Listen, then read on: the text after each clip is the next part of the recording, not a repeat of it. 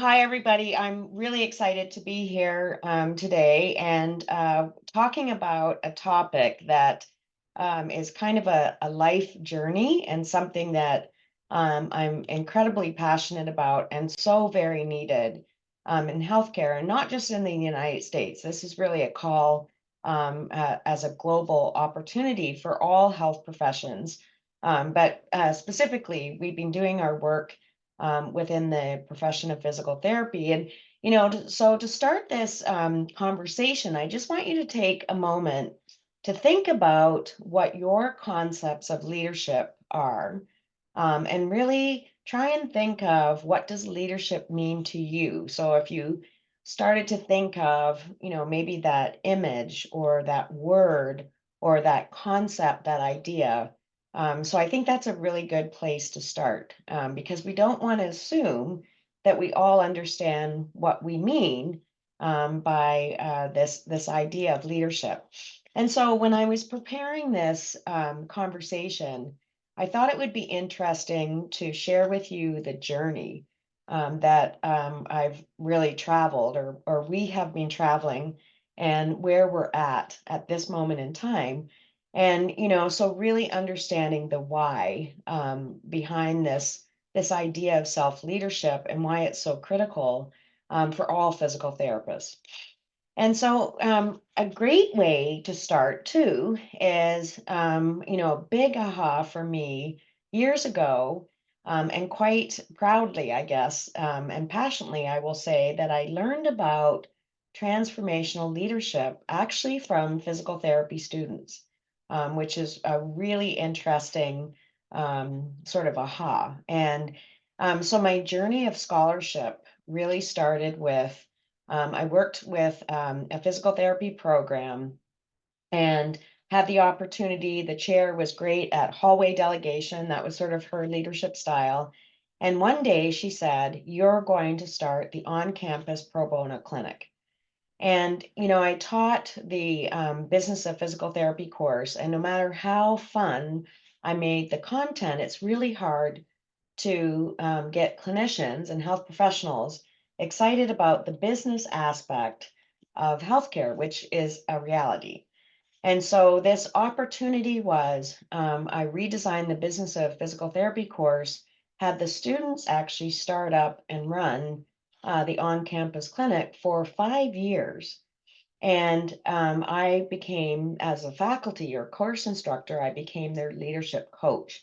And so what I discovered is I actually had 5 different years of leadership labs where I was able to try out different ways of connecting.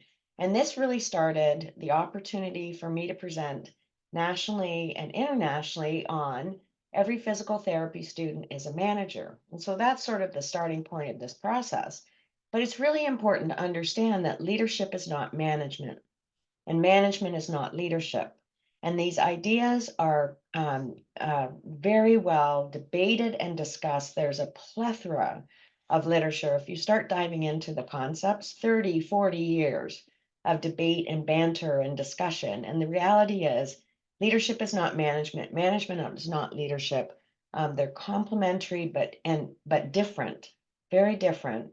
And so when you start to think of our healthcare systems, systems in general tend to be overmanaged and underled.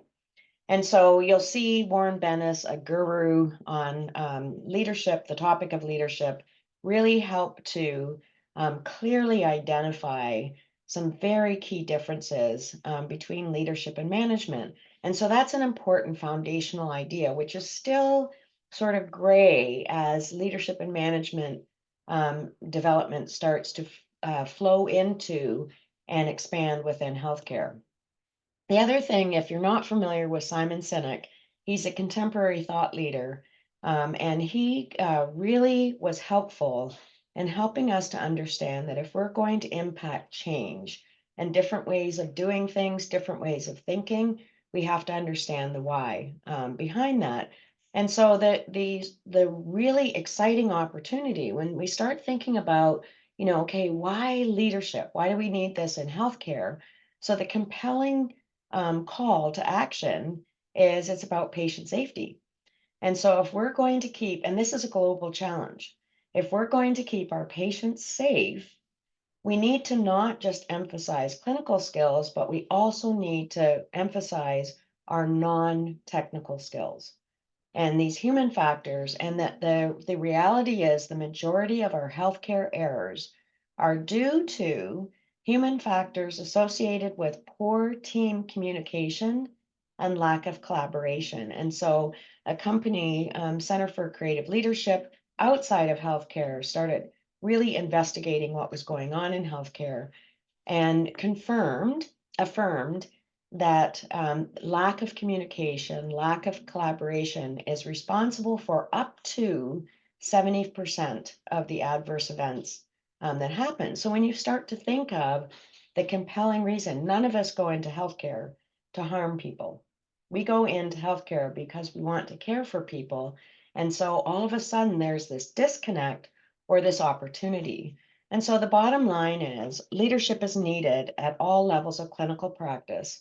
So the intentional, explicit development of non-technical skills such as leadership, teamwork, management, and communication will help to, with strengthening interprofessional collaboration, we have the capacity to positively affect healthcare providers, patients, and patient outcomes. And so that becomes this very compelling why. The other thing that happened during my process of my dissertation many years ago, I was still very much focused on understanding how do we integrate business literacy, practice management more into entry-level preparation. And this sub-theme from my study that I did in 2010 really helped me to understand that our role identity and part of our professional formation as health professionals is maybe we're using the wrong terms and the wrong terminologies. That's why terminology really matters. So using leader instead of manager might help to reframe the role of physical therapists at entry level. So don't use the word management, use leadership. You know, that personal autonomy, personal responsibility, that you really are the master of your own life. It could be more acceptable to clinicians. And if we talk about that personal leadership that might move into professional leadership. In addition to that, I did my doctorate in executive leadership. And so learning more about the evidence of leadership and how we define leadership, these were some definitions that helped me to reframe leadership. And so leadership is a process. So it's not a one-time thing. It's a process whereby an individual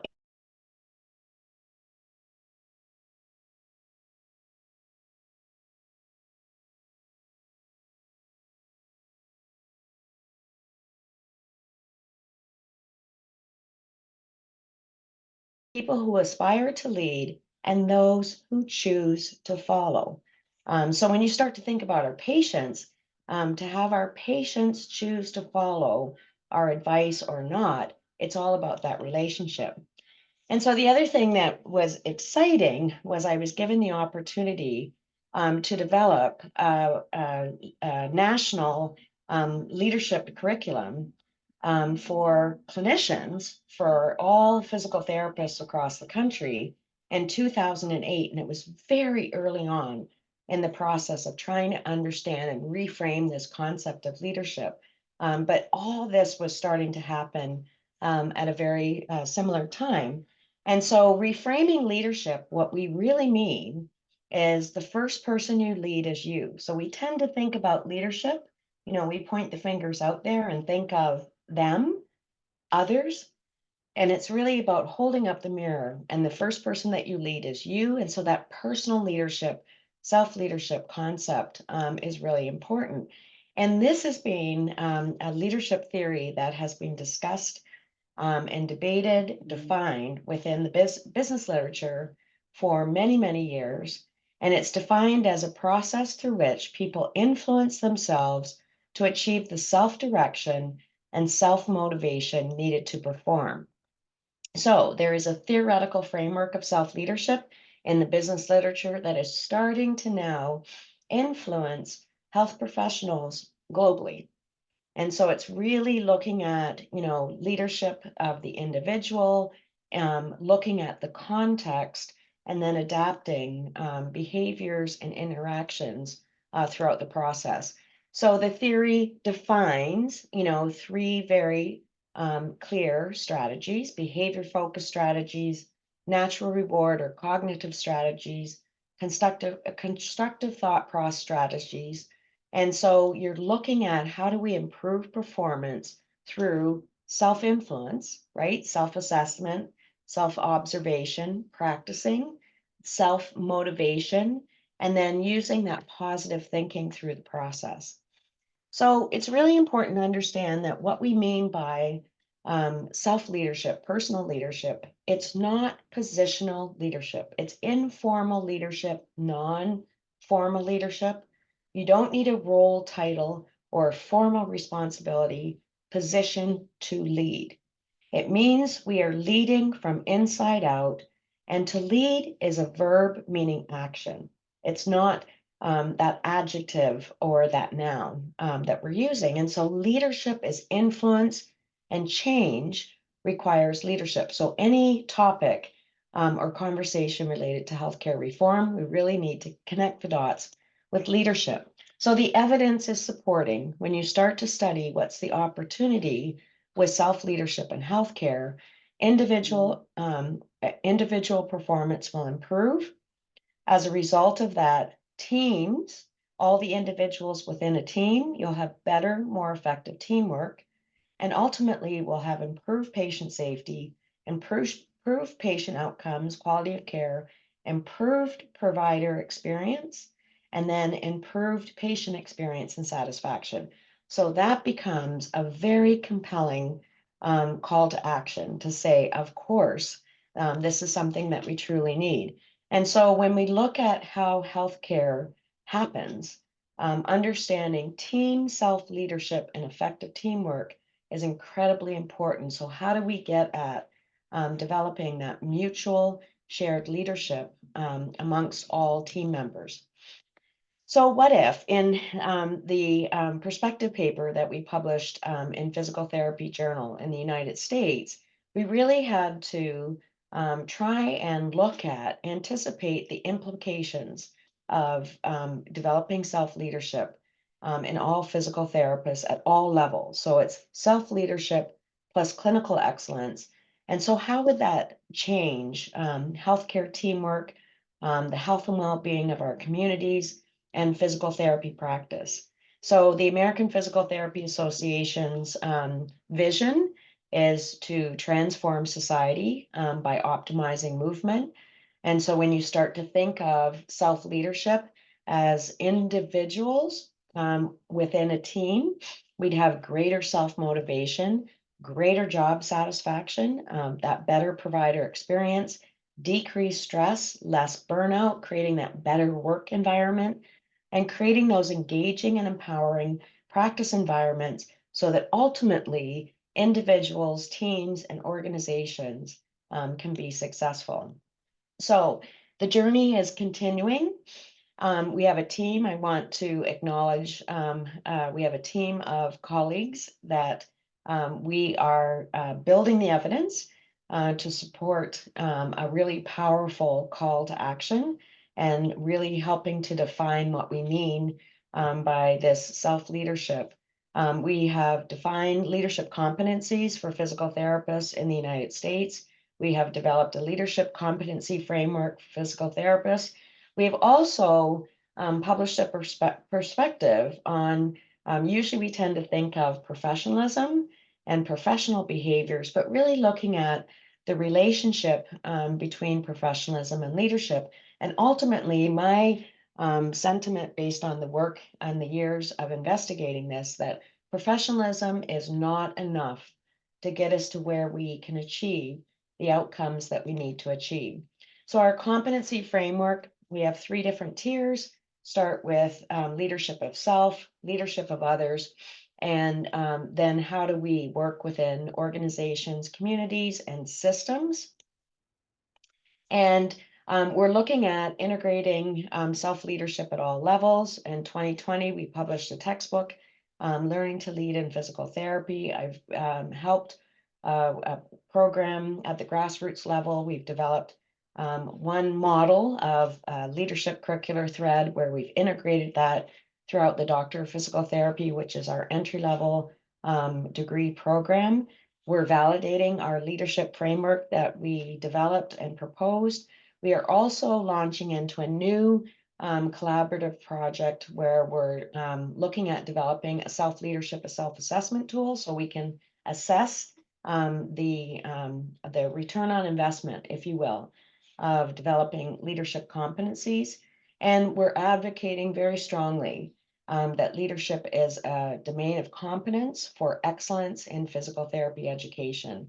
I also wanted to just note that the American Physical Therapy Association's Academy of Leadership of Innovation, the LAMP leadership program that I was fortunate to create the curriculum in 2008 is still going strong and is a national program that we have many participants in different organizations participate in throughout the year.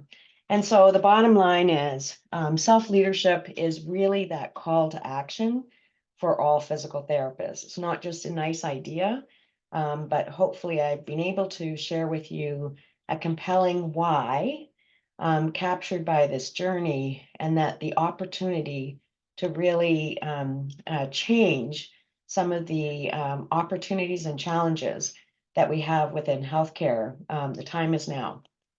So at that point, any questions for me?